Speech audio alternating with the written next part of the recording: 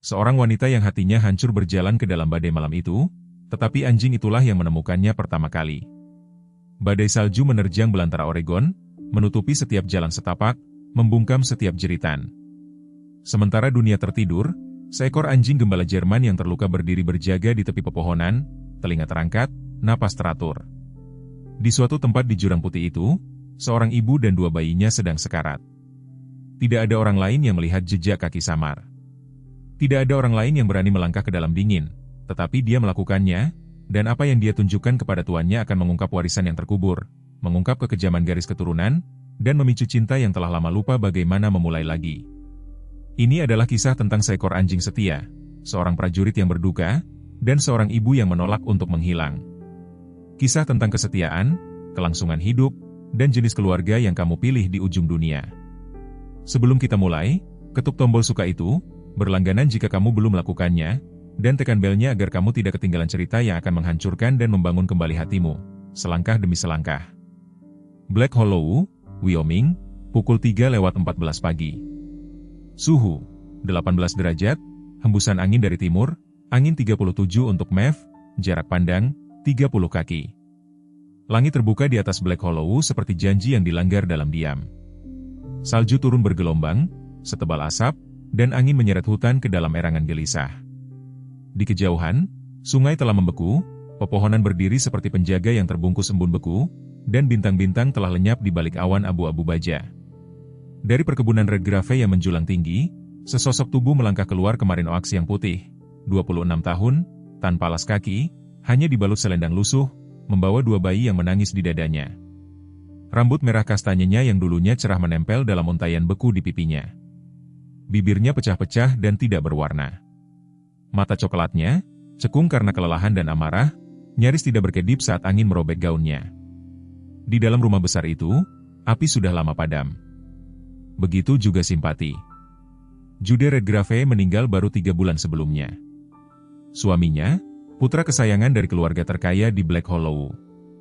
Dan ketika tes darah diam-diam mengkonfirmasi apa yang mereka takutkan, anak-anak Marin adalah miliknya tetapi dikandung sebelum pernikahan mereka. Ilusi martabat Redgrave hancur dan bersamanya sambutan hangatnya. Kamu bukan keluarga, Ibu Jude, Sarah Redgrave, telah memberitahunya. Seorang wanita bertubuh tinggi tegap berusia 60-an, tinggi dan kurus, dengan rambut beruban perak, selalu diikat menjadi sanggul yang ketat. Sarah dulunya anggun dan tenang, dicintai di pesta amal dan festival musim dingin. Tetapi kematian Jude mengeraskannya seperti kaca beku, menghancurkan kehangatan, hanya menyisakan ujung yang tajam. Kamu akan menemukan tempat berlindung di suatu tempat, kata Sarah tanpa melihat ke atas. Jika tidak, ya, itu bukan urusan kami. Di sisinya, berdiri tak bergerak di dekat tangga, adalah Catherine Redgrave, putri Sarah, adik perempuan Jude. Dia berusia 23 tahun, pucat, dengan rambut hitam panjang yang menggantung seperti tirai di atas satu bahu. Catherine tidak pernah membantai ibunya, tetapi malam itu, saat Marin berdiri gemetar, Catherine menyelipkan sesuatu ke dalam keranjang. Kepala pelayan membawa selimut wol kecil, rajutan tangan berwarna biru tua. Itu adalah selimut yang sama yang digunakan Jude saat masih kecil. Catherine tidak mengatakan apa-apa. Bibirnya tetap kencang, tetapi matanya bertemu mata Marin sebentar hijau, lebar, diam-diam sakit. Caranya mengatakan, aku tidak bisa menghentikan mereka, tetapi aku belum melupakanmu. Pintu depan tertutup di belakang Moren dengan suara seperti akhir dari sebuah doa.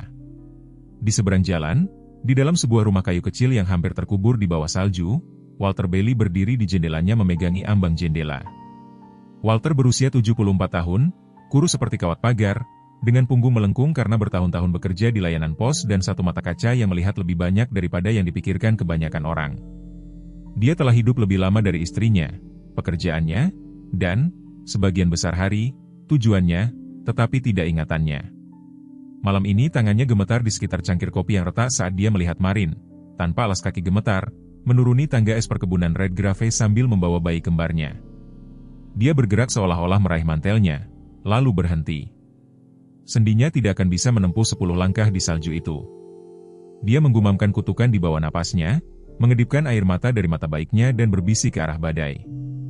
Ya Tuhan, buat dia terus bergerak. Marin tidak tahu kemana dia pergi, Hanya menjauh menuruni bukit melintasi tanah lapang ke hutan yang mengarah ke tidak ada tempat kecuali aliran beku dan kabin yang terlupakan. Bayi-bayi itu merengek, lalu terdiam. Keheningan itu membuatnya takut. Dia memeluk mereka lebih erat, membisikkan lagu pengantar tidur yang nyaris tidak bisa diingatnya. "Ibu di sini, tidur saja, ku mohon." Selendang yang diberikan Catherine padanya berkibar tertiup angin, setipis kertas. Kakinya, yang sudah berdarah, meninggalkan noda merah di salju putih. Dia kehilangan semua perasaan di bawah lutut. Tetap saja dia berjalan dan di suatu tempat, tidak jauh dari garis pohon, sepasang mata terbuka. Siluet berbentuk serigala itu berdiri di punggung bukit di atas tanah lapang, setenang batu. Bristol, seekor anjing gembala Jerman berusia 5 tahun dengan bulu sable gelap dan bekas luka lama di bahu kirinya, menyaksikan dari bawah pohon pinus yang tertutup salju. Pernah dilatih sebagai anjing pencari dan penyelamat di Alaska, Bristol tidak menjadi milik siapapun selama 2 tahun terakhir. Setelah selamat dari longsoran salju yang merenggut pawangnya dan timnya, dia telah mengembara jauh ke dalam hutan, menghindari suara manusia tetapi tidak melupakannya. Malam ini, sesuatu bergerak di dalam dirinya. Dia telah beristirahat di sebuah lubang yang digali di dekat batang kayu yang membusuk. Ketika dia mendengarnya, pertama teriakan angin, lalu sesuatu yang lebih tajam, tangisan bayi, tidak konsisten, memudar. Aroma itu sampai padanya berikutnya, manusia, perempuan, tajam, dengan darah, ketakutan. Bristol mengangkat kepalanya. Napasnya keluar dalam kepulan putih. Telinganya bergerak ke arah tanah lapang. Dia maju perlahan, menyatu ke dalam bayang-bayang. Ranting-ranting patah di bawah berat tubuhnya, tetapi angin menelan suaranya. Tubuhnya yang kuat, ramping, panjang, bergerak dengan kehati-hatian yang terlatih. Dan kemudian dia melihatnya. Marin pingsan tepat di dalam garis pohon, lututnya menekuk saat salju menyambutnya seperti peti mati. Bayi-bayi itu hampir tidak bergerak, dia meringkuk di sekitar mereka, secara naluriah menjadi dinding daging antara mereka dan malam. "Maafkan aku," bisiknya, nyaris tidak bisa membentuk kata-kata. "Aku sangat menyesal." Dia tidak mendengar suara gemerisik lembut salju di belakangnya, tidak melihat sepasang mata kuning yang mengawasi dari semak-semak, tidak bergerak. Bristol berdiri diam, kepala tertunduk, ekor netral, tidak predator, tidak takut, hanya waspada, mengamati. Dia tidak mendekat, belum. Tetapi sesuatu berubah dalam tatapannya, kilatan ingatan, tujuan, pelatihan, tidak sepenuhnya terlupakan. Dia mengambil satu langkah maju, lalu yang lain. Salju bergeser di bawah cakarnya, aromanya semakin kuat, bayi-bayi itu tidak mengeluarkan suara. Bristol mengangkat kepalanya dan mengangkat moncongnya ke arah angin. Kemudian dia melakukan sesuatu yang sudah lama tidak dia lakukan. Dia menggonggong sekali pendek, tajam, bergema melalui badai seperti suar. Kemudian keheningan. Dia menggonggong lagi, lebih keras kali ini lalu berdiri dia menunggu. Malam itu memiliki gigi. Itu merobek pepohonan, mengikis salju dan menggigit jahitan setiap pintu dan lubang hitam. Pada pukul 4 pagi, badai telah menjadi geraman, tanpa henti lapar. Di suatu tempat jauh di dalam pepohonan di sebelah barat perkebunan Red Grave, satu gonggongan bergema sekali lalu lagi, dan kemudian memudar. Di dalam sebuah kabin kecil yang terselip di bawah punggungan pohon pinus yang menghitam, Gideon Rohr terbangun dengan kaget. Dia terbiasa dengan keheningan, itu telah menjadi temannya selama hampir 7 tahun. Tetapi suara ini, gonggongan kedua, cukup tajam untuk menembus tidur. Dia duduk tegak di tepi tempat tidur, mata menyesuaikan dengan bayangan, hati sudah merasakan sesuatu di luar biasa. Bristol tidak menggonggong kecuali itu penting. Gideon berdiri dengan bahu lebar dan bergerak lambat, seperti seorang pria yang dulunya cepat. Janggutnya yang beruban menutupi rahang yang diperkuat oleh kesendirian 42 tahun. Dengan tangan yang kapalan karena membangun atapnya sendiri dan mengubur lebih dari satu ingatan, Gideon bukanlah orang yang mudah takut. Tetapi urgensi datang bergelombang. Gonggongan ketiga Bristol memiliki getaran itu di dalamnya, seperti sinyal untuk lari, dan begitulah yang dia lakukan. Sepatu bot, mantel, tas darurat, senter, tali. Bristol menemuinya di pintu, mata berbinar, bulu bergaris dengan salju. Dia berbalik tanpa sepatah kata pun dan berlari ke dalam putih. Hutan menelan mereka dengan cepat. Salju setinggi paha dan jalan setapak hampir tidak terlihat. Tetapi Bristol memimpin jalan tanpa goyah. Gideon mempercayainya lebih daripada kebanyakan manusia. Naluri anjing itu tidak pernah gagal sekalipun, tidak di Anchorage, tidak dalam longsoran salju Sierra, bahkan tidak di tahun-tahun tenang setelah mereka berdua menghilang dari dunia. 10 menit memasuki perjalanan, Gideon melihat sesuatu di depan, sebuah gundukan tidak alami di salju.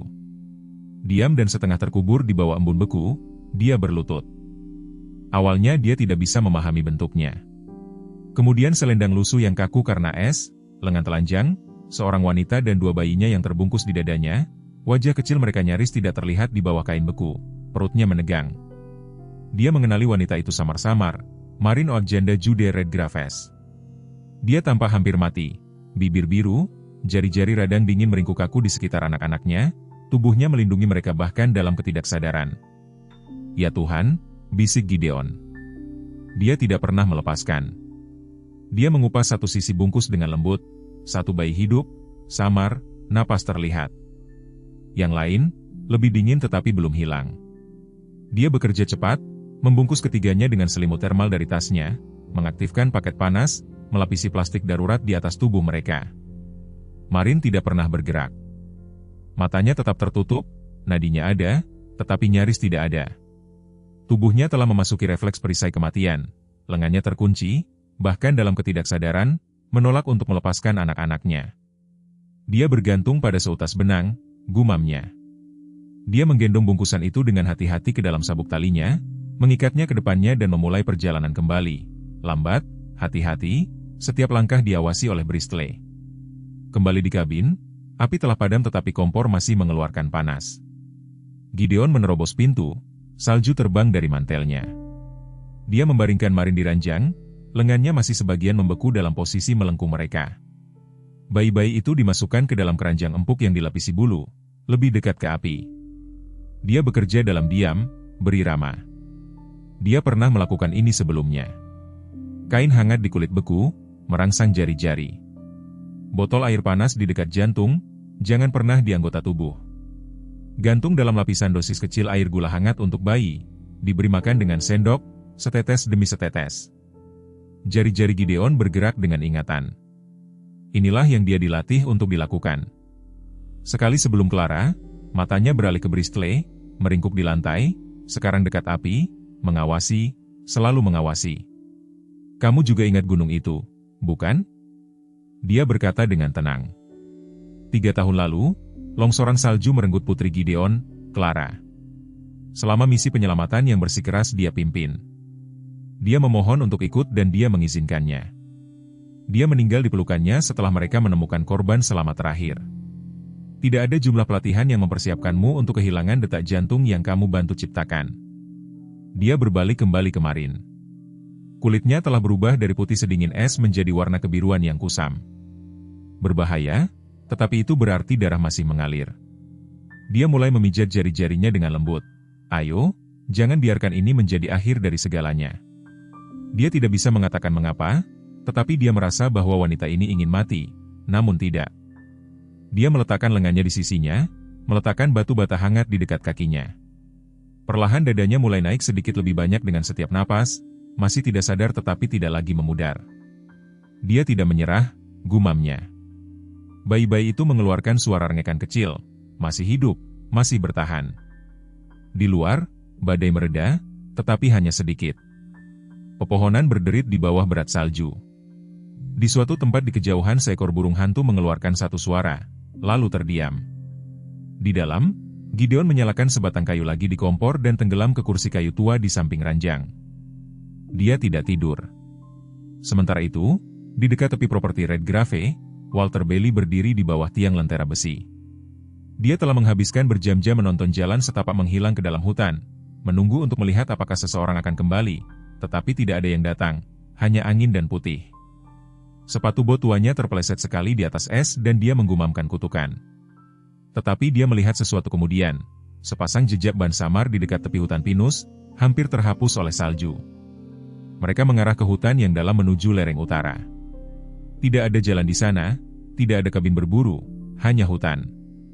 Walter tidak mengikuti, tetapi dia meraih ke sakunya dan mengeluarkan sapu tangan merah panjang. Dia mengikatnya ke tiang pagar, membuat takik di kulit kayu dengan pisau sakunya, lalu berbisik, Jika seseorang menemukannya, itu akan menjadi anjing itu. Di dalam kabin, Bristol akhirnya bergerak. Dia berdiri menginjak diam-diam keranjang dan berbaring di samping tubuh Marin yang masih diam. Napasnya tenang bersamanya, lambat, mantap, mengawasi, seperti yang pernah dia lakukan sebelumnya dengan Gideon, ketika kakinya patah dan semangatnya hampir hancur. Itu adalah caranya mengatakan, kamu tidak sendirian sekarang. Itu dimulai dengan bisikan, bukan dari bibir tetapi dari api, dari napas, dari otot yang berani bergerak. Di bawah beban dingin, Marin Oaks melayang ke atas melalui kabut kegelapan dan salju, ditarik oleh kehangatan, bukan hanya cahaya api, tetapi sesuatu yang lebih tua, lebih primitif, penambat yang tidak dia kenali tetapi secara naluriah dipercaya. Jenis kehangatan yang tidak membakar tetapi menunggu dengan sabar, tidak takut pada es, berpegangan pada tepi semangatnya. Kelopak matanya terbuka. Awalnya hanya ada cahaya buram dan langit-langit kasar yang kabur. Napasnya tercekat di tenggorokannya. Kemudian rasa sakit tiba, tumpul, menyeret kemana-mana. Jari-jarinya sakit. Tulang punggungnya berdenyut, dan dadanya masih terbakar, dengan beban hantu bayi-bayi itu. Lengannya terangkat ke depan dengan panik, mereka aman. Suara itu mengejutkannya dalam, terukur tenang, seperti air di atas batu. Dia menoleh terlalu cepat. Winston kemudian melihatnya. Seorang pria berdiri di dekat kompor menyendokkan sesuatu ke dalam panci. Dia tampak seperti berasal dari hutan. Bahu lebar, wajah dilapisi kain flanel, lapuk karena dingin dan kesedihan, janggut garam dan merica dipangkas tetapi tumbuh panjang di dagu. Matanya abu-abu, tidak dingin, tetapi tidak terbaca. Dia tidak terburu-buru menjelaskan dirinya. Dia hanya menunggu di mana Min berteriak. "Kamu berada di kabinku." Kata pria itu namanya Gideon. Gideon, roar. Anjing itu menemukanmu mendengar namanya. Bristol mengangkat kepalanya dari samping ranjangnya. Mata gelapnya waspada tetapi lembut, dan telinganya terangkat ketika dia melihatnya. Tidak seperti kebanyakan gembala Jerman, dia lebih kecil dan lebih ramping, terluka di sisi kirinya di mana bulu tidak pernah tumbuh kembali dengan benar. Ekornya memberi goyangan halus. Marin berkedip kemudian tangannya, perlahan, dengan susah payah mencapai kepala anjing itu. Bristol melangkah maju dan dengan lembut meletakkan dagunya di tepi selimut dan begitu saja kepanikan itu mereda. Dia memejamkan mata sejenak. Ketika dia membukanya lagi, pria itu telah melangkah lebih dekat. "Kamu berada di salju selama berjam-jam," katanya. "Anak-anakmu kembar, kurasa, mengalami hipotermia, tetapi mereka pulih. Kamu kurang begitu, tetapi kamu keras kepala." Itu membantu. Marin mencoba duduk. Gideon menghentikannya dengan telapak tangan yang lembut. "Belum. Kamu butuh cairan. Istirahat. Ada kaldu yang datang." Bayi-bayi itu Rowan dan Ellie. Matanya melesat ke seberang ruangan. "Mereka ada di sini," kata Gideon dan menyodorkan buayan kayu lebih dekat keranjang dengan sepatu botnya. Tidur nyenyak. Marin menghembuskan napas, suara itu pecah dan bahunya bergetar. Gideon tidak berbicara lagi untuk waktu yang lama. Dia meletakkan cangkir hangat di dekat tangannya dan melangkah mundur. Dia menyesapnya. Tenggorokannya terbakar karena terima kasih. Di luar, badai telah berlalu, meninggalkan keheningan putih di belakangnya. Gideon mengenakan mantel tebal, sarung tangan, dan tas yang penuh dengan perangkap. Dia melangkah keluar ke dunia yang tampak terlahir kembali. Matahari berkilauan dari ranting-ranting yang bergerak, seperti hutan telah dicelupkan ke dalam kaca. Dia menuju ke barat, jalur perangkap biasanya. Salju tebal tetapi padat. Bristol telah membuat jalan setapak sehari sebelumnya yang masih terlihat samar-samar. Tetapi ketika Gideon mendekati tepi punggungan, sesuatu menarik perhatiannya, kilauan yang tidak pada tempatnya. Dia berjongkok di sana, setengah tertanam di dalam depresi seperti cetakan kuku adalah sebuah kancing, logam hias, jelas bukan dari mantel yang dimilikinya. Dia mengangkatnya, memutarnya di jari-jarinya. Kepingan salju mendarat di tepi dan meleleh seketika. Ada juga jejak kaki. Bukan miliknya bulu manusia, baru-baru ini. Orang lain telah melacak, mungkin setelah Bristol, mungkin menuju jalan setapak yang sama. Dia memindai pepohonan, tidak ada yang bergerak. Tetap saja, instingnya tidak berbohong. Seseorang sedang mengawasi, gumamnya, dan mereka tidak sendirian. Dia mengantongi kancing itu kembali di kabin, api bergerak rendah.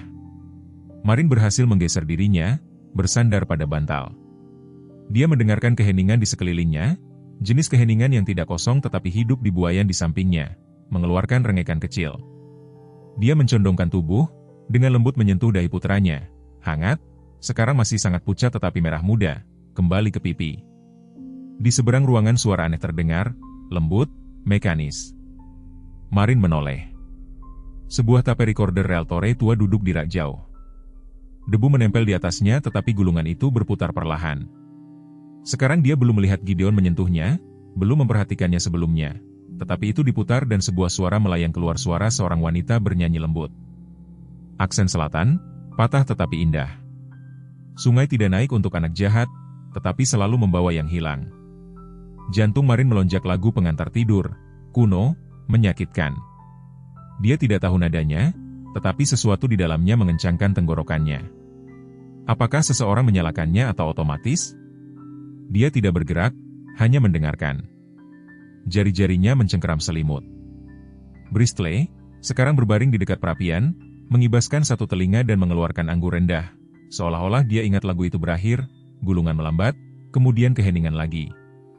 Marin melihat sekeliling, tidak ada seorang pun di sana, hanya hantu. Jauh dari kabin, Walter Bailey duduk di anak tangga terasnya mengasah pisau berburu kecil dengan ritme lambat dan terlatih.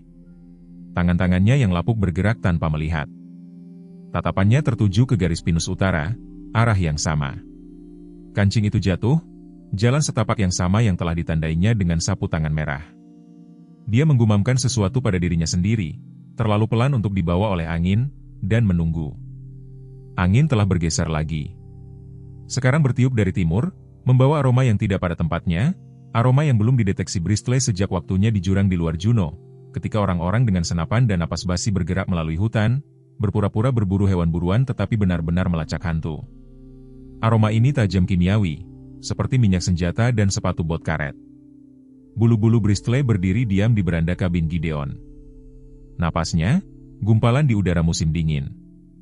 Telinganya tegak, dipegang rendah tetapi tegang. Salju di sekitar kabin, yang dulunya tidak terganggu sekarang, menanggung kesan samar, cukup untuk membangkitkan kegelisahan di dadanya. Di dalam, keheningan telah menebal.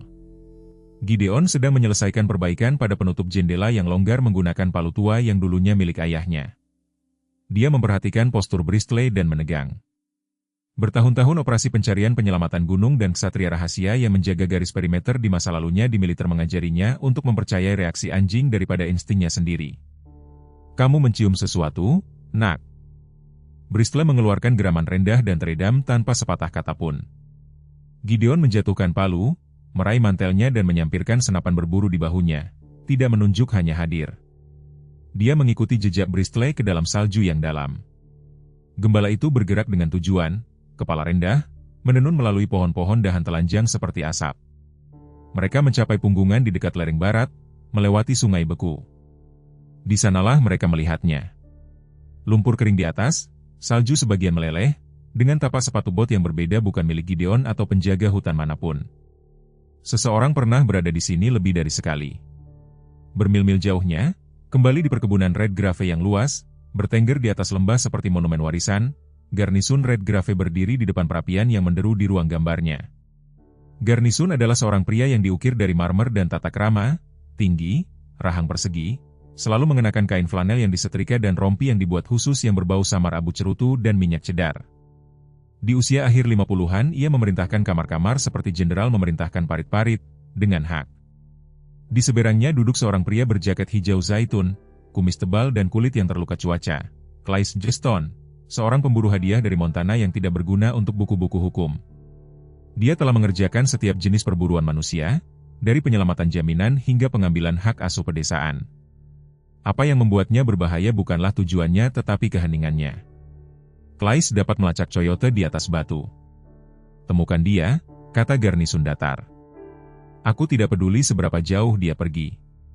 Wanita itu mengambil cucu-cucuku. Claes tidak berkedip. Anda memastikan dia bernapas ketika kamu melakukannya. Di luar ruangan, sosok yang lebih berhati-hati mondar-mandir dengan tenang di lorong. Catherine Redgrave, putri bungsu dari klan itu.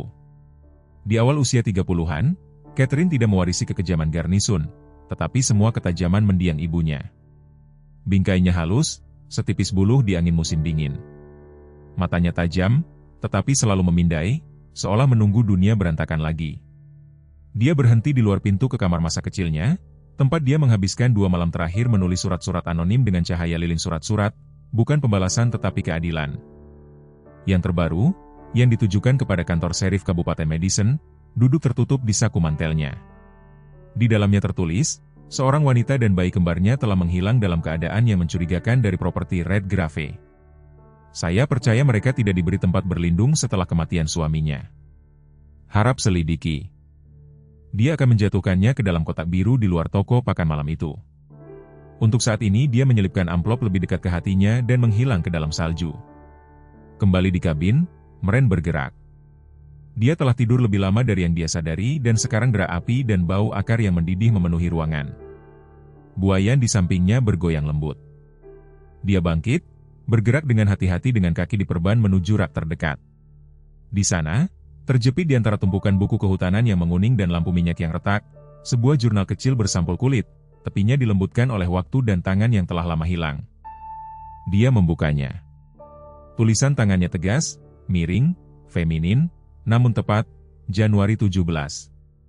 Asap itu membangunkanku lagi, kedua kalinya bulan ini. Dia bilang itu flu, tapi aku tidak berpikir begitu.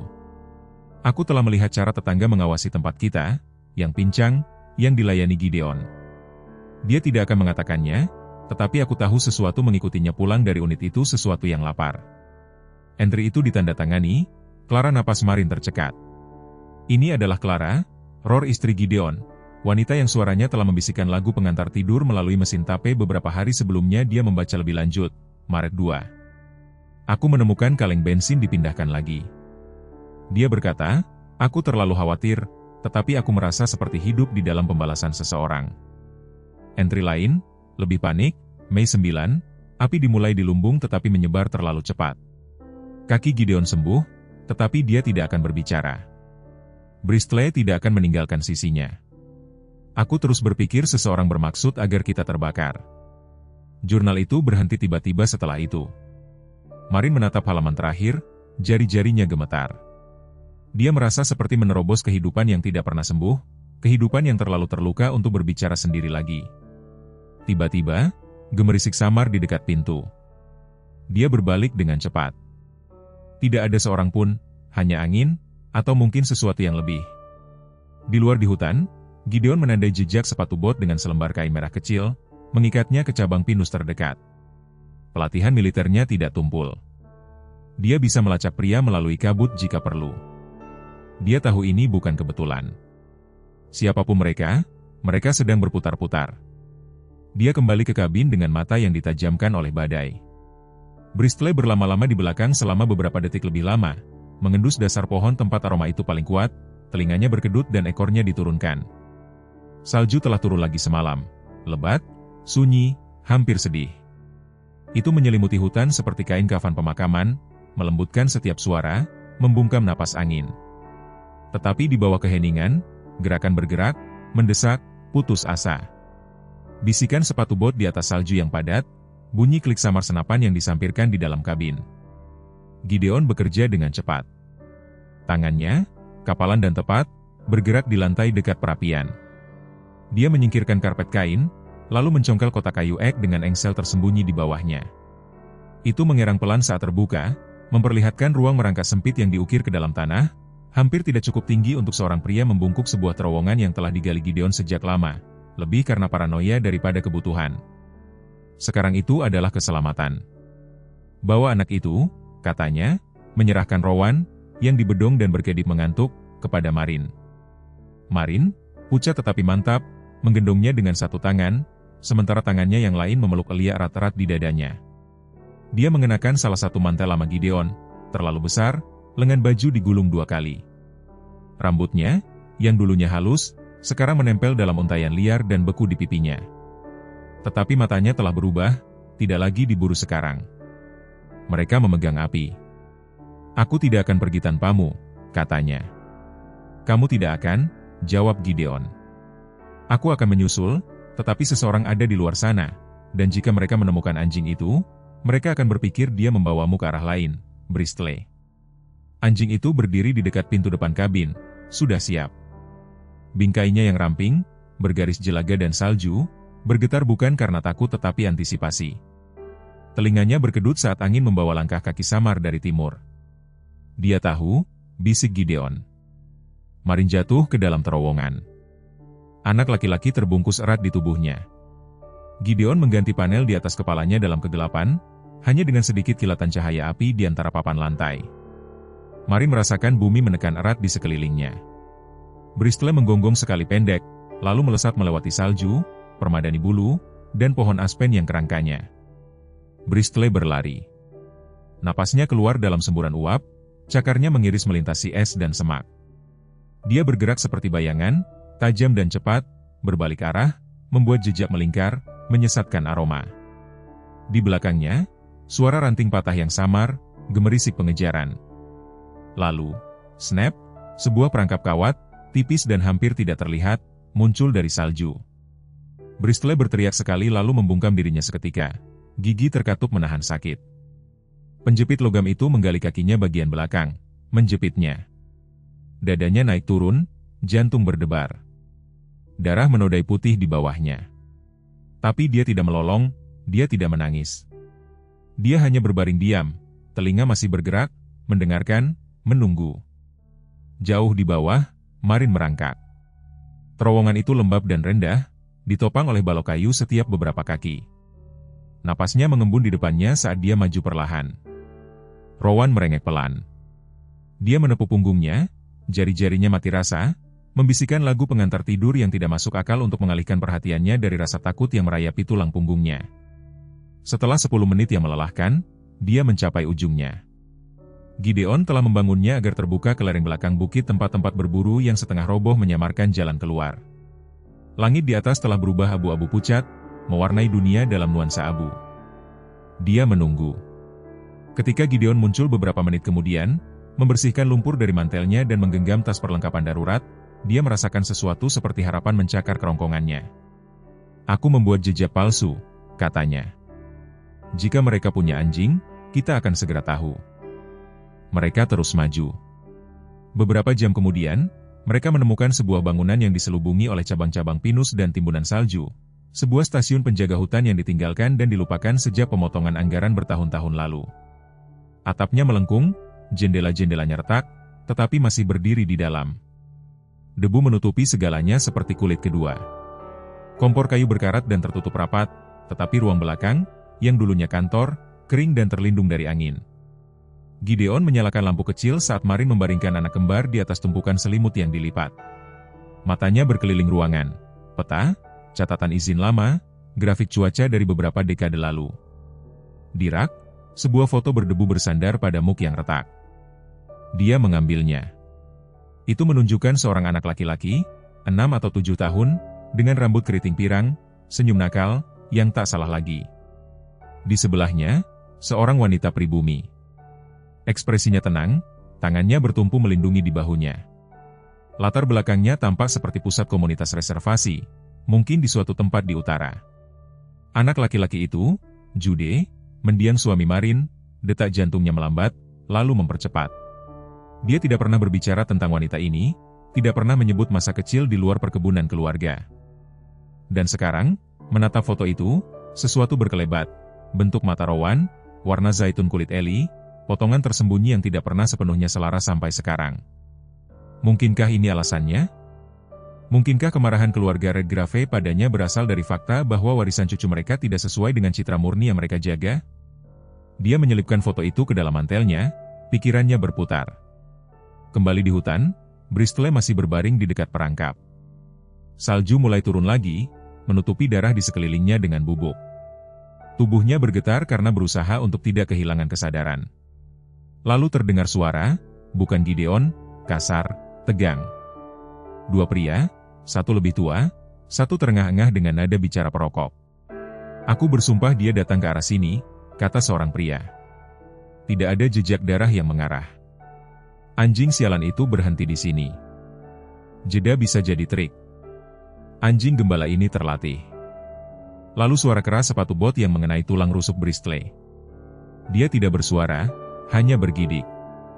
Tetapi ketika mereka berbalik untuk mencari semak-semak terdekat, Bristol, meskipun kesakitan, menyeret dirinya 1 inci, lalu inci lain, meninggalkan tanda terkecil di salju, mengarahkan mereka sedikit lebih jauh, cukup sedikit.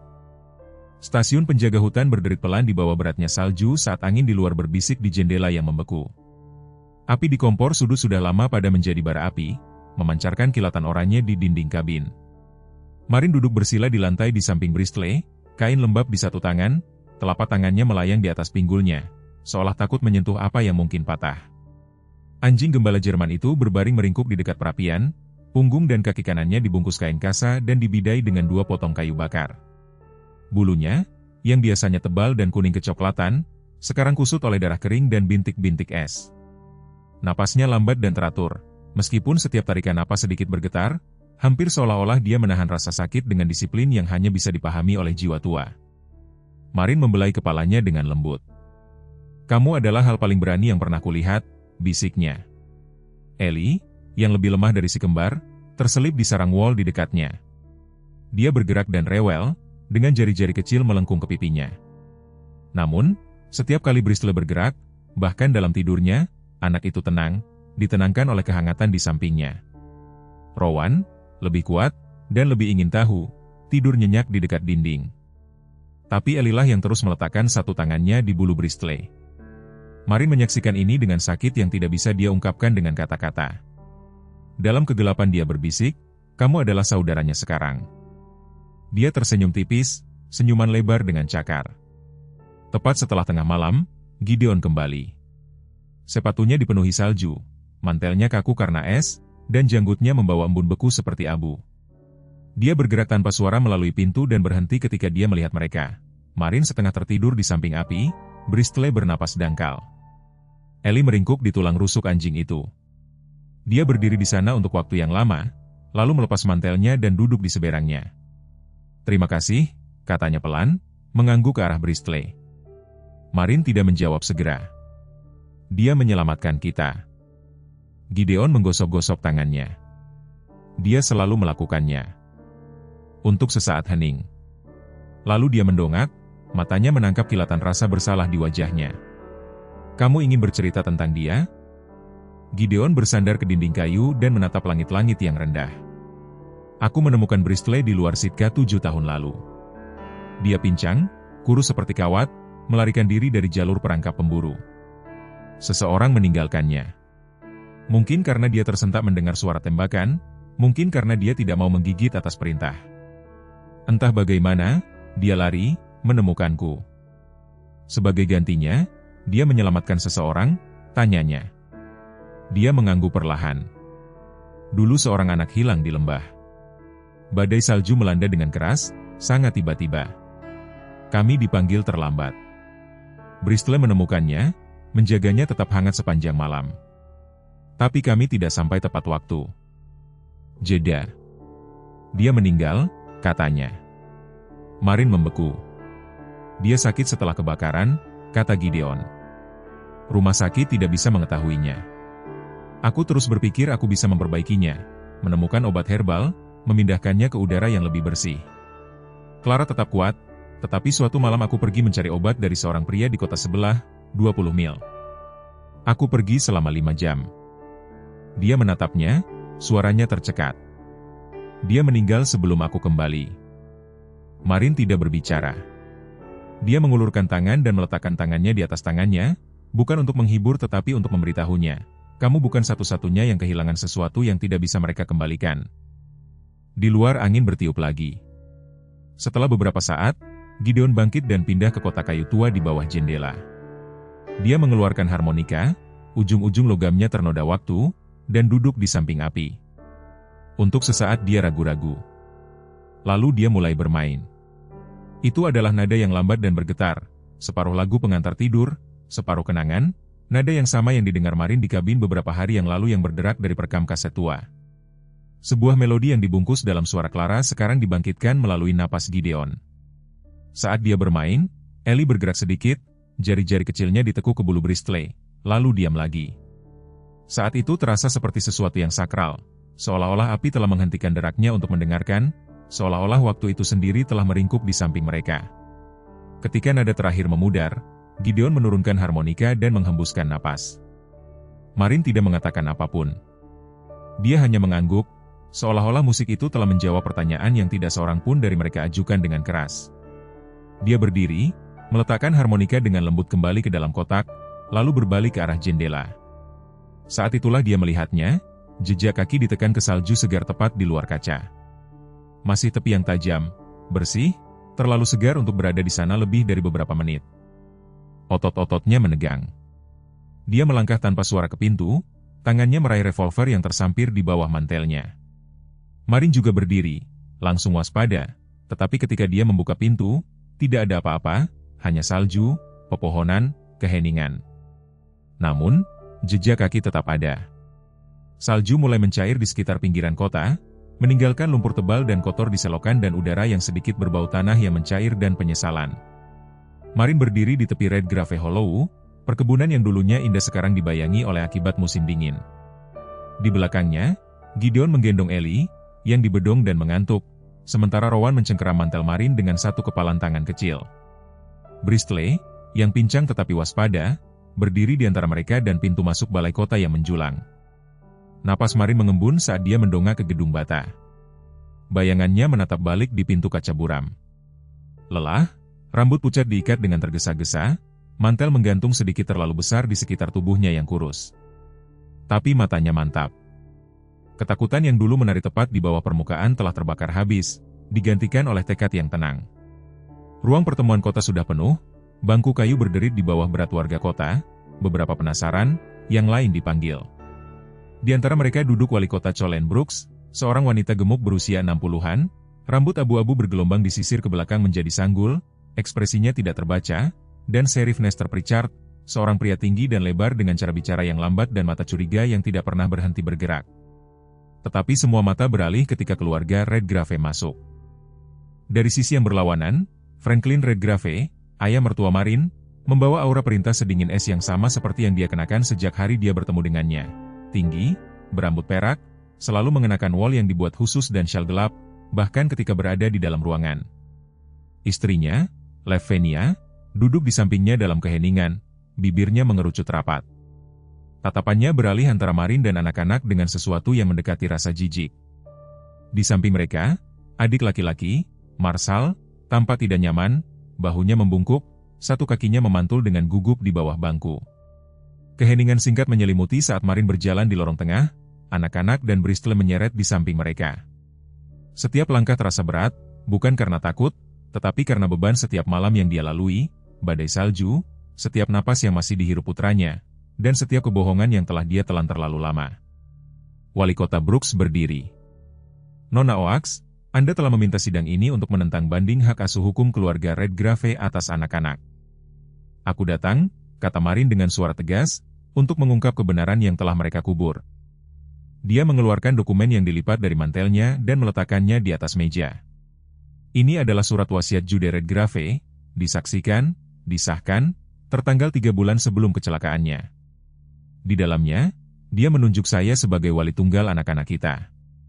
Dia juga menyatakan bahwa jika dia meninggal, saya harus tetap di perkebunan sampai kedua anak laki-laki itu berusia 18 tahun. Desahan beriak di seluruh ruangan. Mulut Franklin menegang, tetapi dia tidak berbicara. Aku dipaksa keluar di tengah badai salju, lanjut Marin, tanpa mantel, tanpa makanan, tanpa sepatu.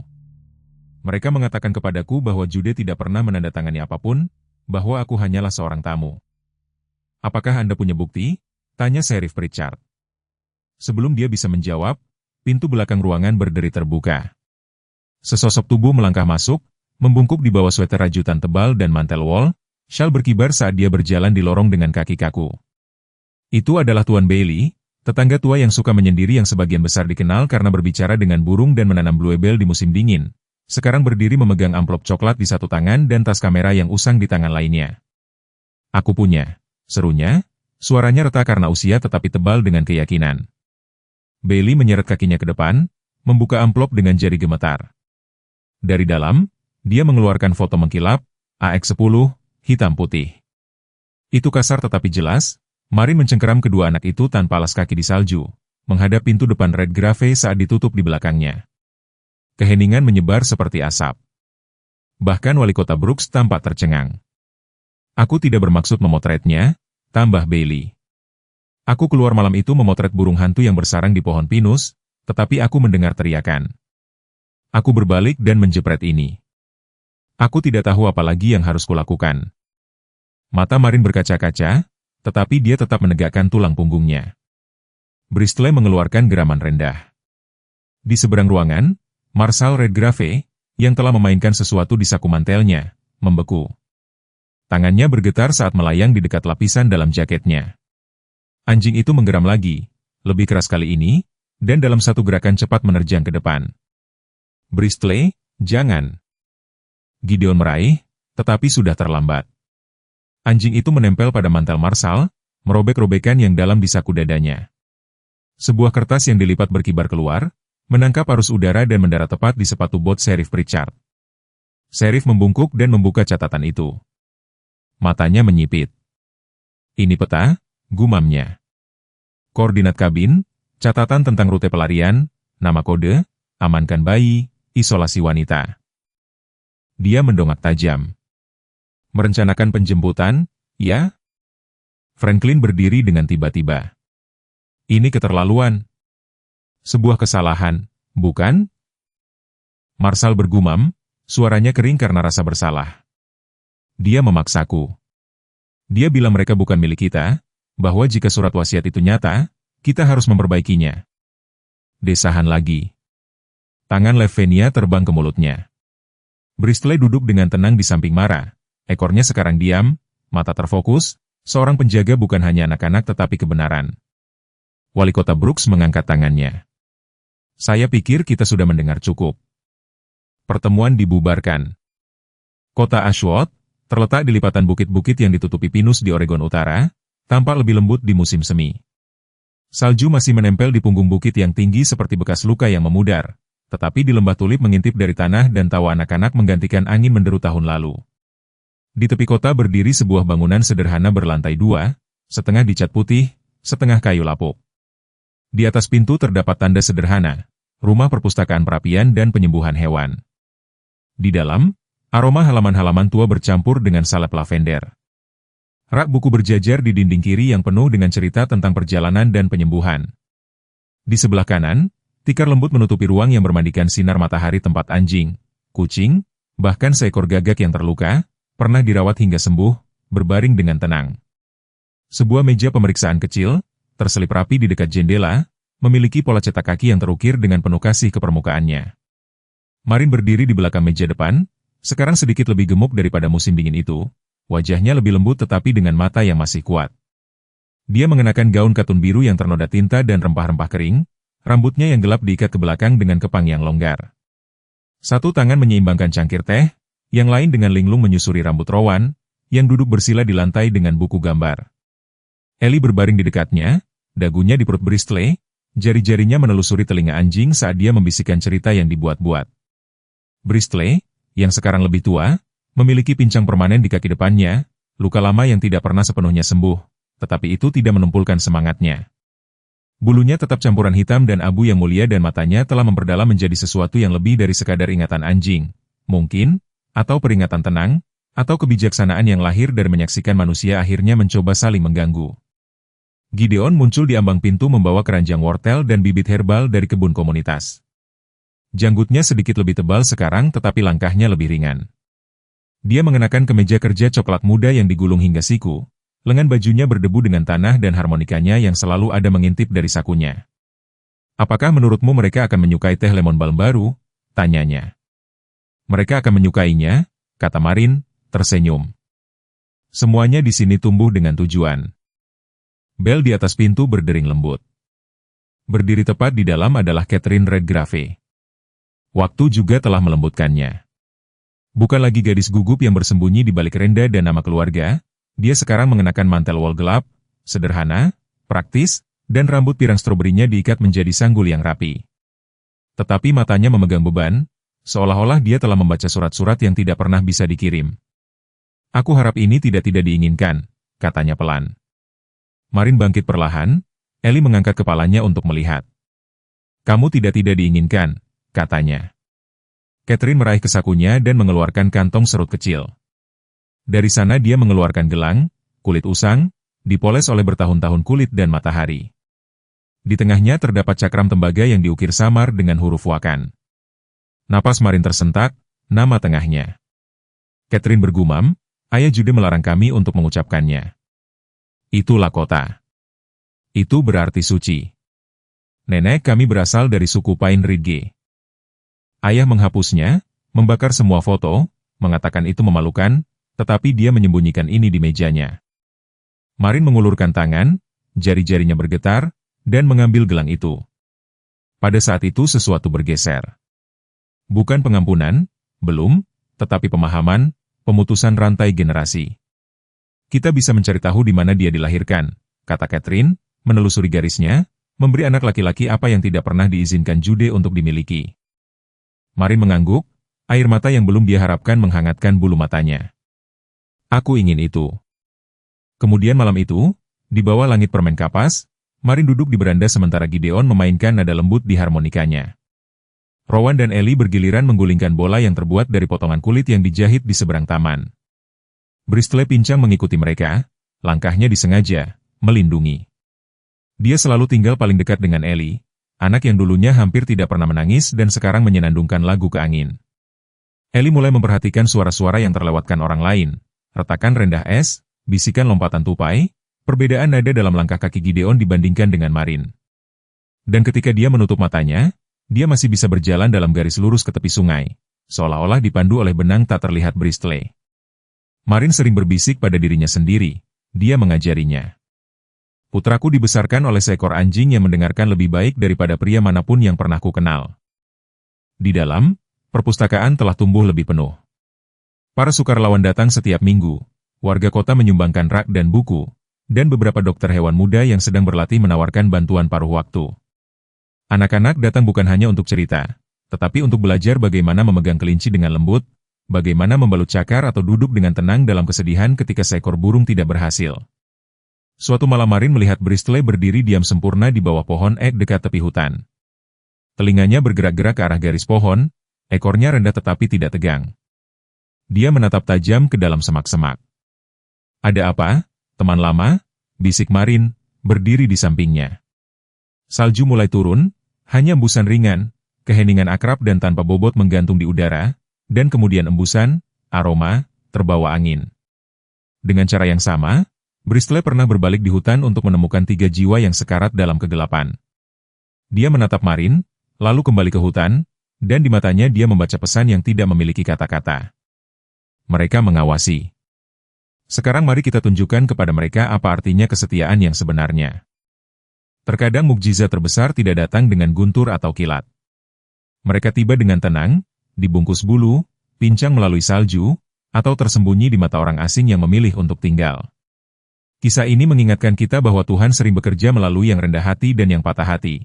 Seekor anjing yang terluka, seorang tentara yang berduka, seorang ibu yang dibuang ke tempat yang dingin. Dan entah bagaimana, melalui rasa sakit dan keheningan, dia menjalin mereka bersama menjadi sesuatu yang lebih kuat daripada bertahan hidup, sebuah awal yang baru. Jadi jika Anda sedang mengalami musim dingin dalam hidup Anda sendiri, jika Anda merasa dilupakan, lelah atau sendirian, ingatlah ini. Bahkan di salju yang paling dalam, Tuhan mengirimkan utusannya, terkadang dengan 4 kaki, terkadang di tangan manusia, tetapi selalu tepat waktu.